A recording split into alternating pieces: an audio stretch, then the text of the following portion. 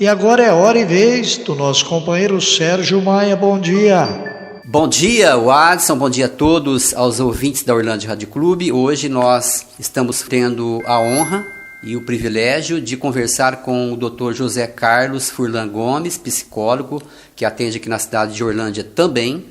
E vamos falar a respeito de vários assuntos. Primeiramente, eu gostaria de cumprimentá-lo, doutor, e entrar na seguinte questão. Nós tivemos a informação sobre a ginasta Simone Biles, grande estrela, da modalidade olímpica dos Estados Unidos, e ela desistiu dos Jogos depois de muita pressão psicológica.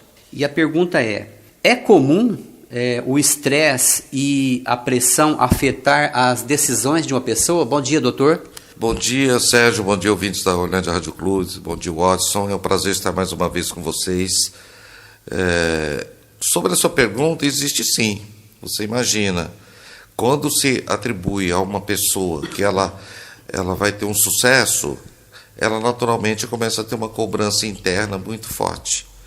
E essa cobrança interna faz com que ela possa estressar-se internamente e, consequentemente, ela sentir aquilo como um grande peso. E o psique, de uma maneira muito sábia, para evitar que ela entre num processo de descompensação, ele age de uma maneira muito bacana. Ele dá uma depressão, por exemplo. Não como uma doença, mas como uma proteção do psique. Então o inconsciente chega e fala, olha, você não vai suportar isso. A pressão é tão grande que você vai fracassar. E se você fracassar, vai ser pior. Não somente em repercussão mundial, em expectativas, mas para ela própria. Que pode levar a um suicídio, que pode levar a um problema maior. Então, o que o psique, o inconsciente faz? Dá uma depressão momentânea, para evitar, para protegê-la daquela situação. Entende? Então, quando se fala em depressão, algumas coisas, mesmo algumas síndromes, nos meus estudos recentes, eu tenho mostrado que, às vezes, eles funcionam como uma certa proteção, para evitar um dano maior. E eu vejo assim que o caso da Simone foi isso. Percebe? A hora que ela viu toda aquela pressão, a hora que ela viu que ela internamente não estava preparada, talvez fisicamente ela se preparou muito, mas internamente, ela, com o medo do fracasso, existe internamente uma composição para protegê-la daquilo. E no caso foi a depressão. Doutor, nesse caso da Simone, ou casos semelhantes, um apoio emocional e diálogos podem ajudar numa situação dessa? Sim, o processo de terapia é importante para a pessoa entender o que está acontecendo com ela. Evidentemente, a Simone eu conheço, morei nos Estados Unidos, a Simone ela deve ter tido um apoio psicológico. E certamente os terapeutas descobriram que era uma proteção. E quando a gente descobre que é uma proteção, olha, a gente descobre junto com o paciente, ele descobre que aquilo ele está sendo protegido, ele fica mais calmo, sabe? Porque se a pessoa não tem essa visão, ela vai achar que ela está doente. Sim. Aí ela começa a tomar medicamento, ela não está entendendo o que está funcionando dentro dela. E o papel dos psicólogos, na minha opinião, é ajudar as pessoas a entenderem o que está acontecendo dentro delas. Assim como a pessoa entende o lado físico, a pessoa entende que ela está com uma dor de barriga porque ela comeu alguma coisa indevida, não é isso? Ou ela está com uma coceira alérgica porque ela sofreu a picada de um pequeno inseto, ela entende aquilo ajuda. O psicológico, como é uma região extremamente não tão fácil de compreensão, e a nossa cultura não nos ensina desde criança a entender isso, é importante para as pessoas entenderem como é que funciona. E a partir que elas entendem como é que funciona, tudo bem. Então, com o depressivo, quando ele descobre por que ele está com a depressão, o que ela traz de benefício para ele, percebe? Ele melhora.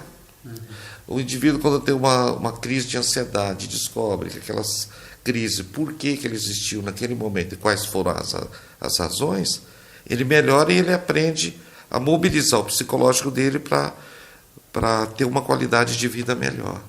O ser humano, o psique humano, sempre busca a harmonia, né? Deus criou o homem de uma maneira tão perfeita, né? Eu fico admirado com isso. como que é tão perfeito tudo, inclusive o psique, ok? Doutor, um outro assunto, a pandemia, ela acabou mudando aí o comportamento da sociedade e no que diz respeito a relacionamento, as pessoas foram praticamente condicionadas a um certo isolamento social e isso teria um impacto na vida das pessoas ou poderá ter um impacto a longo e médio prazo? Até a curto prazo, Sérgio. É interessante que eu atendo pacientes hoje com síndrome da pandemia. Ontem, inclusive, atendi um paciente que agora foi liberado tudo. Então, nós passamos 1 ano e meio, use máscara, cuidar da aglomeração, fique em casa, lava as mãos. E agora falou assim, eu digo lá mais no caso de Ribeirão Preto, que eu vivo lá mais lá hoje. Foi liberado tudo. Então, você vê, ontem eu atendi um paciente, jovem, que ele foi para o bar. E lá no bar tinha um monte de gente, ele tirou a máscara. Ele teve uma crise de ansiedade. Porque ele, na cabeça dele, vamos dizer, condicionou que ele tem que usar máscara e não pode entrar com aglomeração. Tem que dar máscara e não pode entrar com aglomeração. Ele teve uma síndrome, não vou dizer uma síndrome do pânico, mas ele teve uma crise de ansiedade e um desejo de ir embora e entrar no quarto dele, na casa dele. Você percebe, isso eu estou falando de um jovem formado, uma pessoa de bom intelecto. Isso vai ter de muitos. Isso vai ter com crianças na escola. Vai ter muita criança na escola que vai fazer xixi lá, cara, com medo. Porque ela passou 1 ano, olha, cuidado, não encosta, não abraça. Você imagina, a criança está lá, vem um coleguinha dar um abraço nele. Ele passou 1 ano e meio ouvindo que não pode tocar, nem no avô, nem no pai, não pode ter afeto. Percebe? Então, esse reajuste social vai trazer muitos problemas. Trouxe, né? Já tem pessoas depressivas por causa disso, pessoas com pânico, atendi vários jovens com crises existenciais, porque você imagina, um jovem cheio de energia, não podia sair, não podia fazer nada. Agora, tipo assim, é igual o pássaro que fica preso na gaiola, depois você abre a porta da gaiola e fala, agora você pode voar livremente, ele vai sair perdido. Então as pessoas estão passando por isso, sabe? Os impactos emocionais dessa Covid têm sido muito difícil. Vieram me informar, alguns médicos, não daqui, mas lá de Ribeirão mesmo, vieram me procurar de alguma coisa muito interessante das pessoas que tiveram Covid, que foram entubadas e depois voltaram da intubação. Elas entravam numa síndrome do pânico, a hora que viram que estavam vivas. E às vezes morriam até de infarto por causa da síndrome. Então, eu vejo que os órgãos governamentais hoje, municipais, enfim, tem que dar muita atenção à população no aspecto psicológico. Os danos da Covid com o aspecto psicológico são enormes. Então, hoje, é gozado, eu comecei a atender, eu citei um caso ontem, mas eu já comecei a atender pacientes que como vai adaptar com essa nova realidade, que é a liberdade. Percebe? Então, está tendo muito disso, sim. Os impactos foram, assim, impressionantes. A reportagem da Orlândia Rádio Clube está conversando neste momento com o Dr. José Carlos Furlan Gomes, psicólogo, que também atende aqui na cidade de Orlândia. Doutor, você citou aí o caso de crianças, né? E, bem lembrado, as crianças que durante a pandemia, elas foram privadas aí de um relacionamento, inclusive na escola. No caso da criança, isso é mais complexo para trabalhar isso a nível de ajuda em relação a um adulto? Como que é? Sim, muito difícil. A criança, ela tem por pressuposto que tudo aquilo que os pais dizem, os avós, enfim, as figuras de autoridade dizem, se torna uma verdade absoluta. A educação de filhos é um fator fundamental, que você passa na cabeça de um filho, ele acredita em você. São os heróis. São os heróis. Agora, de repente, você imagina um pai e uma mãe e fala assim, cuidado, filho, cuidado, não vai na escola, não faz, aliás, não relaciona, enfim. Ah, não posso ver o vovô? Não pode. Não pode ir no titio? Não pode. Então a criança condiciona. Estar perto de gente é um perigo. Ela põe isso na cabeça. Aí é o mesmo aspecto que eu disse anteriormente. Para a criança é muito mais danoso. Agora você pode ir para a escola. dá uma piruleta na cabeça, vamos dizer assim, na gíria, né? Então, o que tem que acontecer? Quando acontece? Tem que preparar a criança para fazer o inverso. Os pais precisam orientar: filho, agora você vai para a escola. Graças a Deus teve uma coisa chamada vacina. E as pessoas agora podem ir para a escola, né? Pode ter mais aglomeração, mas não deixe de usar máscara, não deixe de usar. Então, tem que fazer uma coisa gradual. Percebe? As escolas têm que educar gradualmente a criança para desmobilizar tudo aquilo que foi plantado, para que ela tenha um certo cuidado, mas não tenha o temor. Você entende? Não entra numa... Ai, meu Deus, e agora? E agora? A professora encostou, ficou perto de mim. Será que eu vou pegar o raio desse vírus? Ai, não, se eu pegar o vírus e chegar na minha casa, passar para o meu avô, passar para a minha mãe, eles morrerem. A criança, ela tem essa ginástica cerebral fantástica.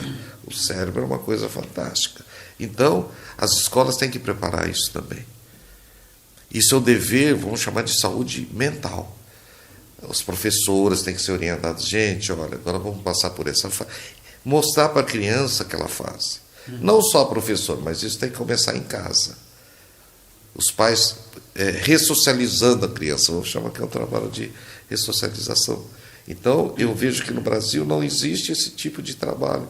É gozado, os órgãos governamentais, todos os níveis, eu digo, não estão preocupados com aspectos psicológicos. Eu fico estarrecido.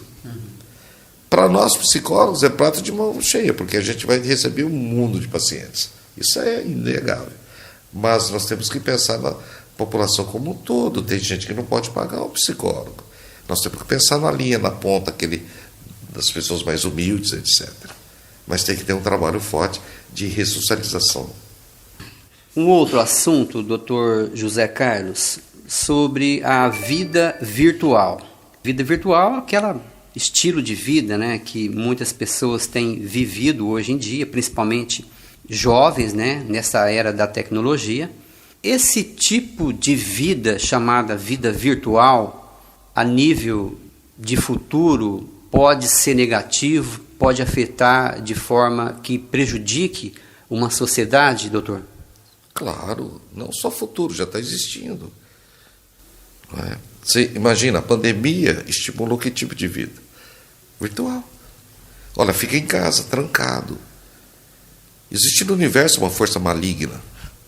E essa força maligna induziu o ser humano a uma coisa maligna. Você imagina, vem uma pandemia, olha, tá, você tem que ficar na sua casa, fechado. Você não pode nem socializar com as pessoas dentro da sua casa. Você vai fazer o quê? Entrar nas redes sociais, entrar no mundo virtual.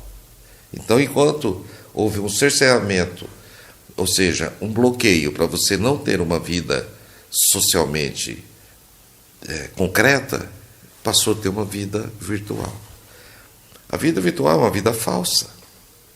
E as pessoas começam a viver fantasias, as pessoas começam a viver tipos, as pessoas começam a viver contravenções. Não é isso? Os adultérios virtuais,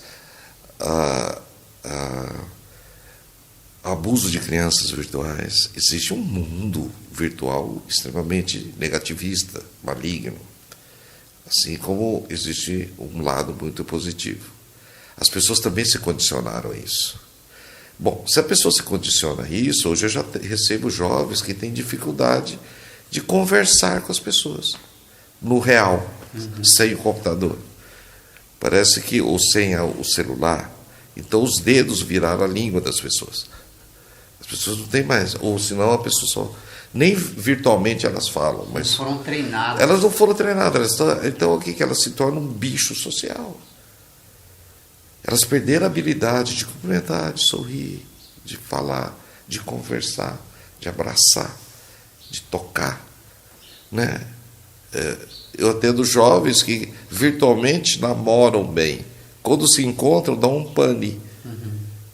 Então você fala assim, poxa, que sociedade que nós estamos criando? Nós estamos criando robozinhos, nós estamos criando pessoas autônomas, pessoas totalmente com uma mente não concreta. O ser humano precisa de concretude. O ser humano foi feito para estar perto do outro, falar com o outro, sentir cheiro, tocar. E isso, muitas vezes, isso o mundo virtual vai tirando. Enfim, vai criar uma sociedade cada vez mais doente e cada vez mais propícia à manipulação. Você sabe muito bem do que eu estou dizendo, o perigo da manipulação da humanidade. Com certeza. O perigo da manipulação da humanidade vai desvirtuar o homem, vai desvirtuar a humanidade. Para quem se surgir um grande líder, ele vai manipular as pessoas de uma maneira muito tranquila. Sim. Alguns estudos mais profundos dizem que vai acontecer isso. E eu falo isso com perfeita convicção. Então nós temos que ter um cuidado disso. Então, principalmente os pais, existe uma responsabilidade muito grande de socialize seus filhos. Saiam com eles para ir para o parque, saiam com eles para os lugares bonitos, converse com eles, brinque, vai soltar papagaio, vai jogar bola, percebe? Tira desse mundo. Mas os pais fazem muito errado, muitas vezes eles querem tirar isso à força. E eu gosto do ditado que diz assim: a melhor maneira de você tirar uma criança de um problema é dar uma coisa melhor, oferecer uma coisa melhor. Então, essa juventude, eu vejo que os pais já começam o lado errado. As pessoas colocam o virtual como uma babá eletrônica. Antes era televisão. Hoje eu vejo mães que dão os tablets, dão para criança de 4, 5 anos. Eles habituam aquele mundo. Então, eles estão ficando virtuais. E vão ter grandes problemas. Vão ter grandes psicoses, que é uma fuga da realidade, etc. Então, nós temos que ter cuidado com isso. Doutor, você falou a respeito de alternativas que nós podemos buscar para tentar aí uma melhor qualidade de vida. E eu até, inclusive, recentemente vi no perfil da sua rede social pessoal uma imagem que, por sinal, muito bonita, né? Uma imagem simples que retratava ali a vida no campo, me parece ser um sítio, uma fazenda, alguma coisa nesse sentido. A fuga da cidade para as pessoas que podem e se retirarem nesse espaço do campo, isso é benéfico, doutor? Sim, é benéfico. Não vou dizer que isso seja uma fuga, sabe, Sérgio, mas isso é um encontro. O ser humano, ele foi feito para conviver bem com a natureza.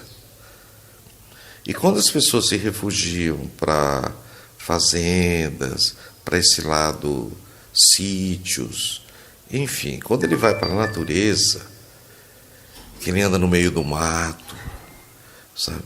Que ele põe os pés no córrego, que ele sente o cheiro do mato, ele vê a trilha da onça, etc. Ele se integra internamente. O psicológico tem essa necessidade, sabe, desse encontro, porque é um encontro que muitas pessoas fogem, porque se a pessoa não é muito equilibrada, dá nela uma angústia. Aqui está muito silencioso. Eu ouço gente assim, né? Vamos lá para a fazenda, tá? As pessoas falam assim, não, é muito silêncio.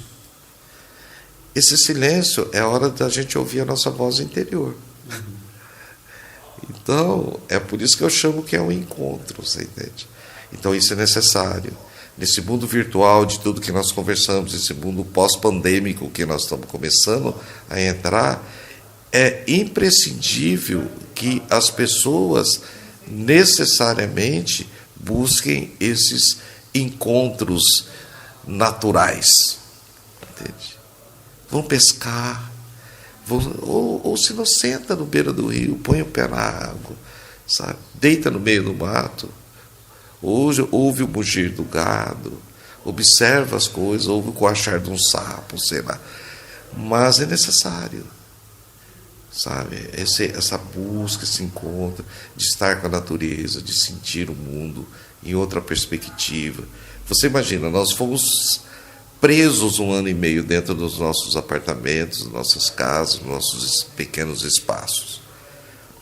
Você está numa fazenda, você está num lugar, você tem uma dimensão diferente da vida, né? Você toca a simplicidade. Andar na terra, não tem coisa melhor para desenergizar o corpo. para a pessoa contatar a natureza. Isso, psique, o inconsciente dentro do homem necessita disso. As pessoas se equilibram. Muito bem. Eu já finalizando a nossa conversa, doutor, eu já gostaria, em nome da Orlândia Rádio Clube, agradecer a sua participação, por você ter aceitado o nosso convite e conceder essa entrevista aqui através da ORC. Muito obrigado, doutor. Muito bom dia. Sérgio, eu que agradeço imensamente, eu agradeço a vocês pela confiança de virem me entrevistar, sempre estarei aberto. Eu tenho um grande carinho pela ORC.